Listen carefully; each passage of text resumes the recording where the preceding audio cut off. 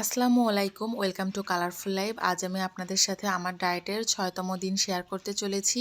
প্রতিদিনের মতোই ভোর ৬টা থেকে নিয়ে ৭টা পর্যন্ত আমি ঘরে হেঁটে নিয়েছি। আপনারা যারা বাইরে হাঁটার সুযোগ রয়েছে তারা অবশ্যই বাইরে হেঁটে আসবেন, আর বাইরে হাঁটার সুযোগ না থাকলে অবশ্যই ঘরে হাঁটতে হবে। তারপর এইভাবে ১ ঘন্টা হেঁটে নেওয়ার পর আমি ১ গ্লাস পানিতে ১ চামচ পরিমাণ চিয়া সিড ভিজিয়ে ১৫-২০ মিনিটের জন্য আমি ওটা ঢেকে রেখেছি এবং তারপর আমি আমার সকালের নাস্তায় যা খাই, ডিম ভাজি এবং বাদাম, সেটা বানিয়ে নিয়েছি। তো আমি প্রতিদিনের মতোই ডিম ভাজিতে কিছু না কিছু দেওয়ার চেষ্টা করি। তো সেই হিসাবে আজকেও আমি ডিম ভাজিতে লাল শাক ব্যবহার করেছি। লাল শাক, পেঁয়াজ, হলুদ, লবণ দিয়ে আমি এই ডিম ভাজিটি করে নিয়েছি এবং সাথে আমি বাদাম ভেজেছি।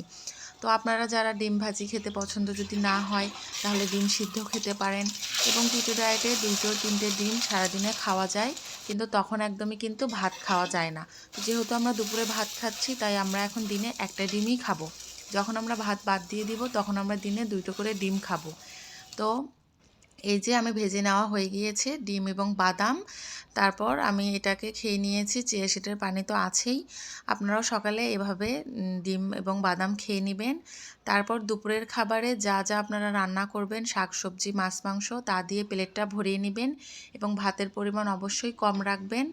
তো আমার প্লেটে ছিল আজ ভাত অল্প করে এবং আমি ছোটো মাছ রান্না করেছিলাম, পটল এবং বেগুন দিয়ে চটচটি করেছিলাম এবং পালং শাক করেছি, সাথে নিয়েছি লেবু। আপনারা লেবু ভাতের সঙ্গে যদি পছন্দ না হয় তাহলে পানিতে চিপে খাবেন। গোটা একটি লেবু খেতে পারেন। আমি এখানে ফালি করে নিয়েছি।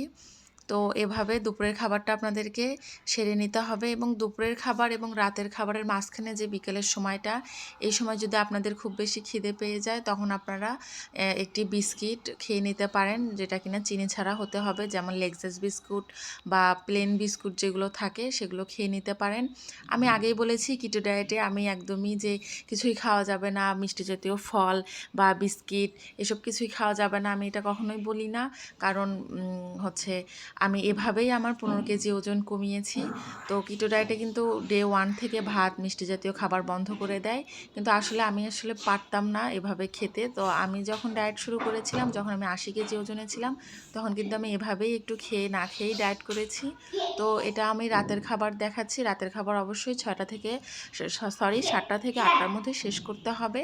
তো আমি এখানে কিছু ছোটো মাছ ভেজে নিয়েছিলাম এবং কলমি শাক নিয়েছি। তো আপনারা এইভাবে শাকসবজি দিয়ে রাতের খাবারটা শেষ করে নেবেন।